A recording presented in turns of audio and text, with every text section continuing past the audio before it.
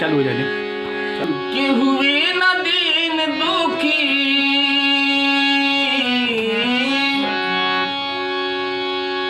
कि हुई न दीन दुखी, न रहला भिखरिया, नजरिया पड़े राम के, जे करी उपरिया, नजरिया पड़े श्याम के, जे करी उपरिया, नजरिया पड़े राम के हुए न दीन दुखी, के हुए न दीन दुखी, न रहला भिखरिया, नजरिया पड़े राम के, जे करी उपरिया, नजरिया पड़े श्याम के, जे करी उपरिया, नजरिया पड़े राम के।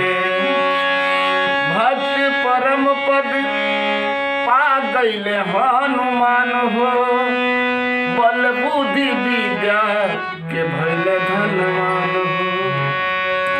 भक्त परम पद पा गईले हनुमान हो, बल बुद्धि विद्या के भैले धनवान हो। छनही में फान गईले,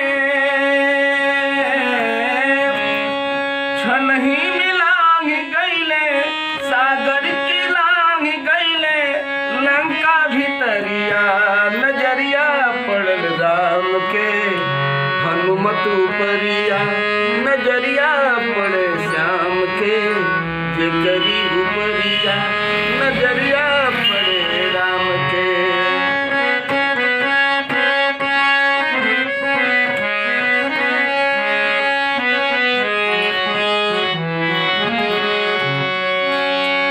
गज के मारी गजराज के उबरले, हृदय से गीत जटायु के लगवले।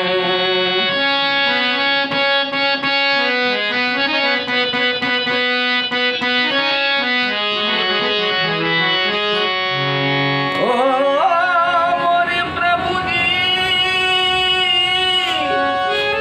श्याम जी, हरि जी, प्रभु जी, प्रभु जी। गज ग्राह के मारी गजराज के बचवले, हृदय से गीत जटाऊ के लगवले। पत्थर से कोरे दिहले,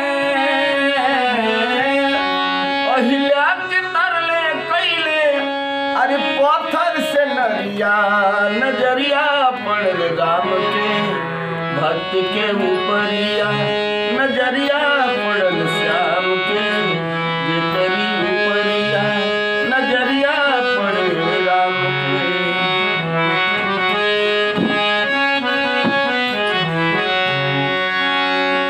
चावल चबैले भूल गईले ठकुराई, बाहर मधुसूदन तुहार गजबे मिताई।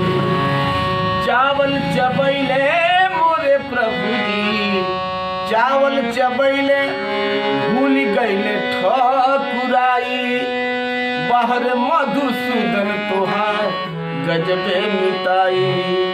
अरे झोपड़ी से करे दिहला है, झोपड़ी से करे दिहला, मोहला अटरिया, नजरिया पड़ल श्याम के, मित्र के उपरिया, नजरिया पड़े राम के, जे करी उपरिया,